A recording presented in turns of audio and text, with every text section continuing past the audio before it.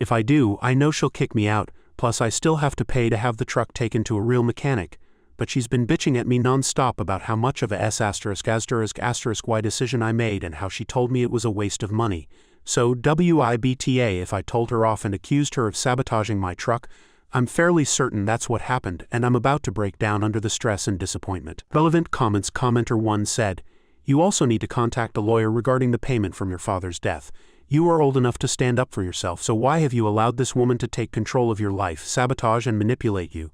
I think you personally need to get the hell out of that house before she fuckscays you up good and proper. Once you get own place you can cut all ties with her, and good riddance to her."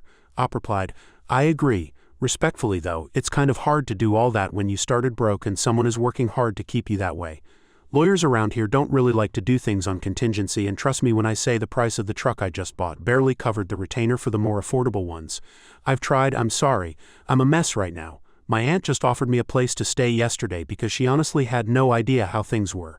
I'm probably going to start packing and moving out today and have the truck towed to a mechanic." Commenter 2 said, "Do that and settle down for a bit. Write her a note. If you deny me access to my dad's inheritance, I will take legal action." What kind of income does your mother have? If she receives something from the gov, she probably is committing fraude if she's so money hungry.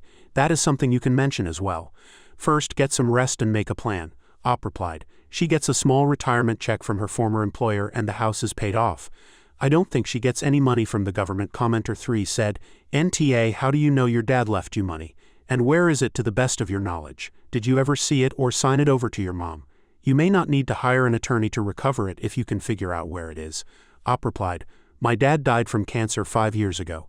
A few months before he died, he told me that he had been putting money into a savings account out of every paycheck since before I was born and was planning to surprise me with it when I graduated high school. He said there was almost $40,000 in it and my mom would take care of it until I graduated. So she has the account, and I know it still exists because she gets the statements in the mail, and that's the only account that my parents had that I know of at this particular bank."